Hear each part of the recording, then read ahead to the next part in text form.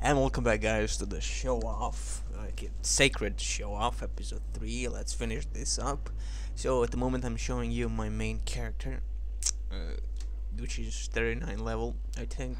Let's see. So, this is me, 38 level. So, in this one, I'm just gonna talk and show you a little bit more of the combos. As you can see on the left side here, I have my 4 combos. Of course, on a horse you can't use them, and of course you can see my weapons here, what I have. They're nothing special, to be honest, but they serve their purpose well. Of course, my equipment, and here is of course what you have of your set. As you can see, I have 2 things, which gives me plus physical resistance, 50% fire resistant, 15%. So, of course, I have the third part of the set here, but this was a much better looking one, so I changed it. Oh yeah, by the way, I have few more sets. You know, this kind of game when you can actually find things that are much more interesting than you can usually, like in Titan Quest. I remember stopping that game because you get so stupid things. You know, you have to redo the entire game or grind like a bastard. In this one, there's a little bit difference. Not really little. I'm gonna show you what I mean. Now, the game has survival bonus. I didn't know this until I started playing the Sacred 2, which is awesome, of course, recently. And the thing about survival bonus is you can see it in the upper part. The last thing, survival bonus 24%. The thing about this survival bonus is the longer you stay alive, the bigger the percentage is, and the bigger the percentage is, the better items you get from the monsters. And now we know that the monsters level with you, like in Oblivion, Skyrim, yada yada. But the bigger the percentage bonus is, your enemies will be higher levels than you later on, like maybe 5 levels, then 10 levels later on. As long as you keep yourself alive. The moment you die, that survival bonus goes to 0 immediately. So if you had like 50% to 60%, the survival bonus goes to poof, 0%. So keep yourself alive. Now, I died a huge amount of times, and I always thought it was just money, lose the money and all that. It's not.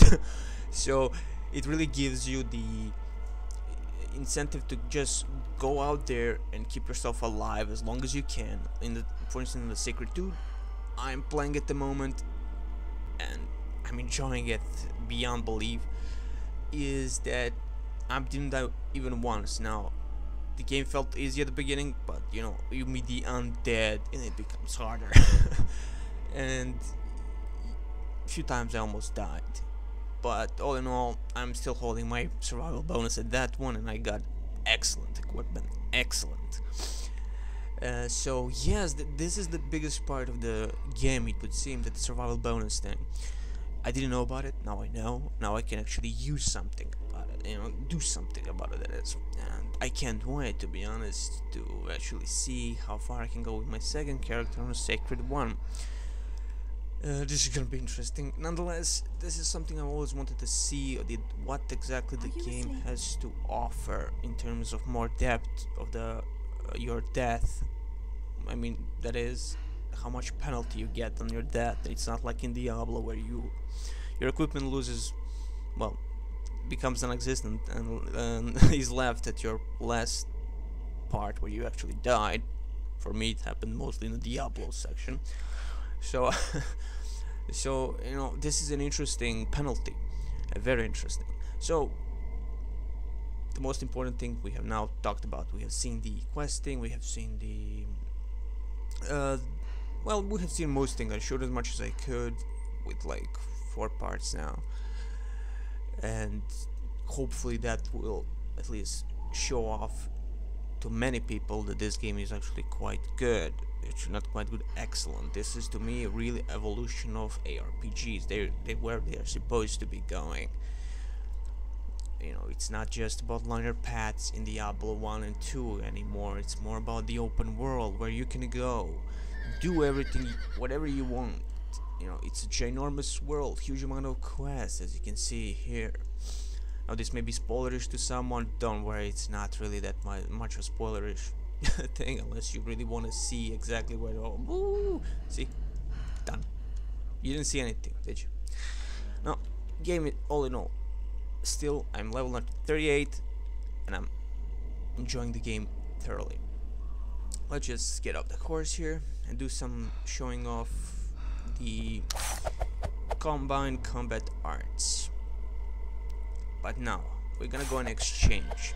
Now, in the last video, I think I've been showing you how to exchange this and that, but I didn't show you exactly because I didn't have many things to choose from. So let's put this dark elf stuff here. No, not potion. Potion doesn't go there. And we need one more to choose, and that is gonna be a dwarf skill. And now here you can choose exactly what your skill wanna be and all that. Now in Secret 2, this is that big change. You can exchange. You don't do combos anymore. The combos in Secret 2 you do freely by your own whim. In Sacred 1, no, you have to pay him to make your combos, which I prefer more than latter, well, first one, but hell's bells. So gold is 2000. Let's see, what shall we choose? We got transformation, companion of the woods. I usually use something like penetrating arrows or eye for an eye, depending on what I have the most here. See, you can actually see what I have. Now this second one is for my spear that I use. As you can see, my skills are disarming, armor, concentration, long-handled weapons, which are spears, ranged combat, spears or staves, ranged combat, weapon lore, agility.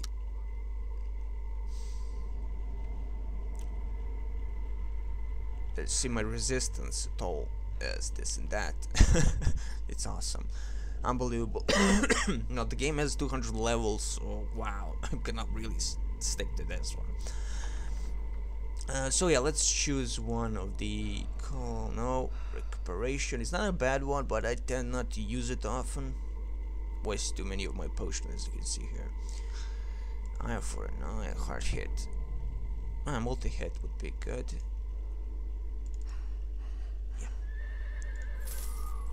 And now we have our thing for 4 runes you can choose, and that's it. Now, as you can see, hard hit, multi-hit is still level 4.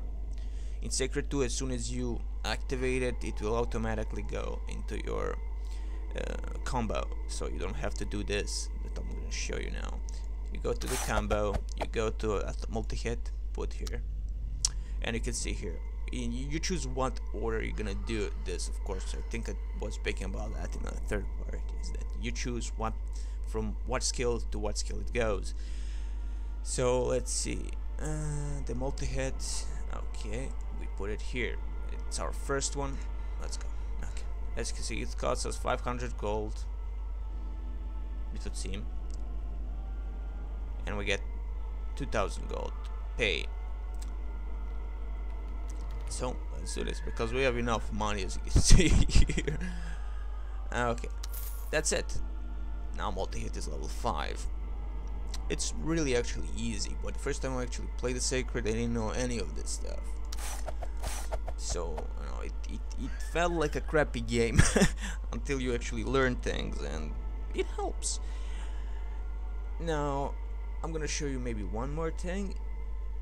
Let's see. Now you can see that this kind of icons, like after damage received reduces gold, saving health plus 3%, blah blah blah, and you can see this kind of shield.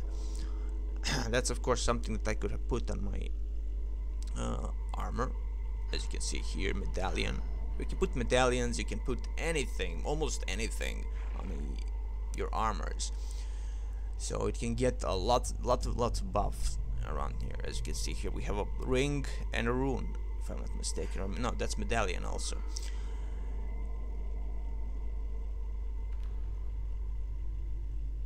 you know, it really just gives you so much freedom of how you're gonna make your equipment. But sadly in this game I'm not finding that many of the medallions, good ones, or rings at this moment. But again, I died so many times I didn't know about the survival bonus that actually would give me that. So yeah. Okay, so our horsey. Okay, now let's see the map. The map, we need that person. Or that person. You can let's see. That person, nope. Horse dealer. No.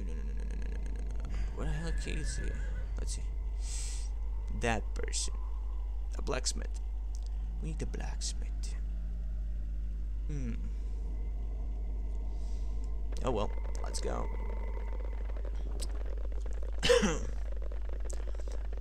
Now you will see also that this town is, compared to the first towns, is very different. As you can see, the buildings are different. The inner parts of the buildings are very different, and I'll show you immediately. And this is what I'm saying, that attention to detail by Ascaron that they did in 1 and 2, mind you, and very much so in 2. I'm unbelievably, like, you know, when I have seen the architecture of the second one and how they did it, you know, the buildings of the high elves and the humans, for instance, you see the difference and how much love was put in that game. So much detail, it's unbelievable. So yeah, you can see that there is like really much difference between the buildings of this, like the south and north.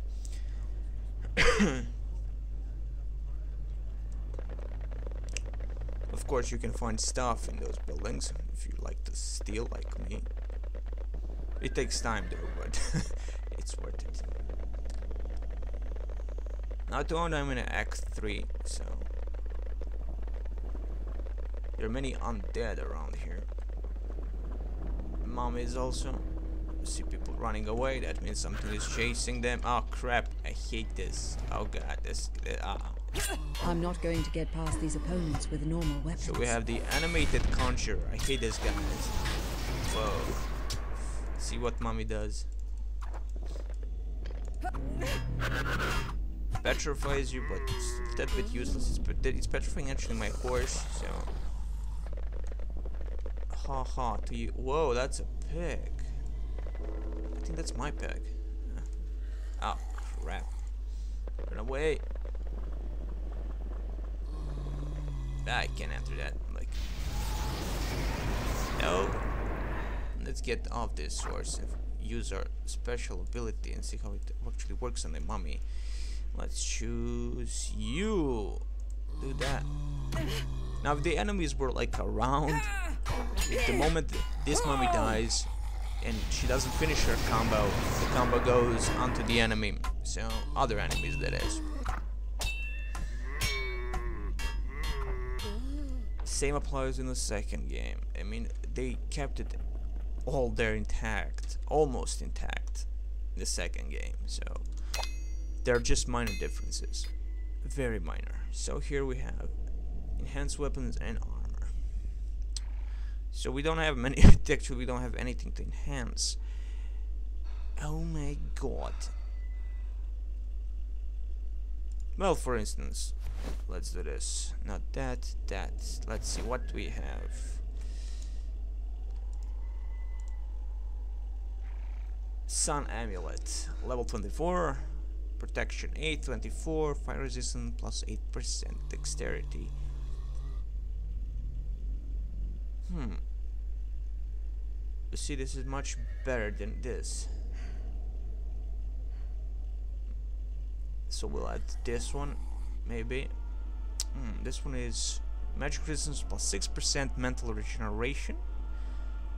13 to 30. This is... Ooh. Yeah, definitely this. We'll put this one. Right, first we have to... As you can see, you can actually take this stuff from it without destroying the item or the rune, whatever you put under the thing. So that's it. It costs us this much. We do that, that's it. So it would the properties of the medallion inside the armor. I mean, awesome. Just awesome.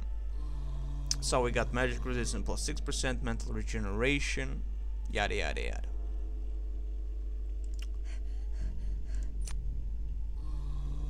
Of course, this thing I showed you, but that's about it. I mean, oh well, we can kill a few things. Let's do that. Let's choose my favorite arrow. I think that's my favorite arrow. I have no idea, honestly. Let's see the level 430. Okay, let's go 430. Get away from me, dog. See? The evil mummy is evil. Let's go with my favorite. Hey! Multiple shots.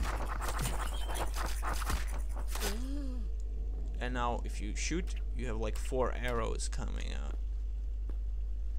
Plus you have these little spiders also, as I have spider arrows. It's just awesome in its own right. As you can see, the damage done against it. Of course, it gets closer. Your bow is of course weaker.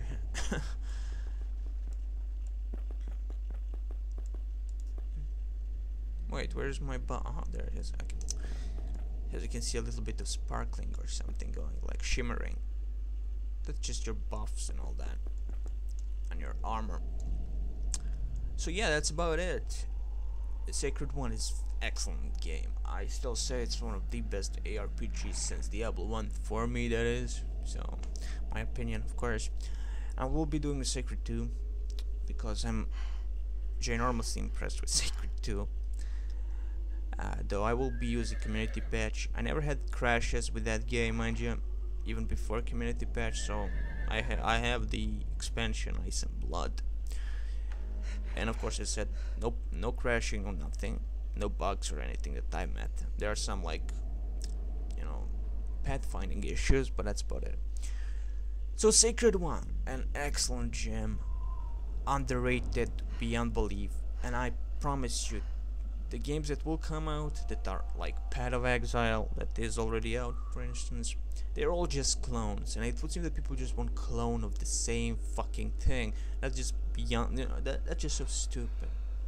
You know, this thing allows you to go anywhere you want, anywhere. From this level up, from level 1, go anywhere. You feel the freedom, and plus the survival bonus thing is actually plus, because it actually changes a lot of your motivation for the game. How you're gonna reach this, how you're gonna get this beautiful item or this set. As you can see, my set, that this first thing I got was the headpiece. I got it along level 15. So, you know, then I got the new part of that set. So I mean, I have 4 parts, if I'm not mistaken. 4. Oh no, this is the 3 parts. 3 parts. Yes, this is the. I'm messing with the gold ones compared to the green ones now. So yeah, I have 3 parts. And if I didn't die that much, I would actually have it all, probably so. But all in all, huge amount of stuff to do in this game, and I bet in multiplayer it's even better. So if you have friends, to me, playing RPG alone is usually so boring. Except Diablo 1. Diablo 2 I could never play that much without getting bored immediately. Though I did finish it. But the thing is, if you have friends, get them to play this with you. It's simple. Go over Tungle. The best freaking way to play games is over Tungle. That's how I do it with my brothers. So it will probably a huge experience, and I hear it's even more scarier playing in groups because the game gets tougher. But that's what I hear that is. But so anyhow, I hope you enjoyed this show off. I didn't want to do this like 50 minutes again because this is just the showing you off. As I said, I will show you my character. And of course, thankfully, I learned about the SB ability, SB bonus, or whatever, survival bonus thing. And that's a plus, huge plus, because I was actually scared to know, you know, like, is the money the only thing that you actually lose. And in manual, I didn't see anything but survival bonus, mind you. But again, I'm half blind, so it's your choice. I mean, you can go to goodoldgames.com and get this gem. And I mean, it's a gem. It was full of bugs. I have no bugs in this game. All quests that I've done are finishable, and you can also fail in the quests. You know, I mean, in a RPG to fail a quest, it's unbelievable. So huge amount of quests, interesting storyline. The lore is very interesting, and the second one expands that very much. The books are much more interesting to read, and you have more depth. And what can I say? Great graphics for its time, and still I like this kind of stuff. I mean, 2D and 3D characters and some items. Awesome. So all in all, I wish you all the best. See you in episode 15.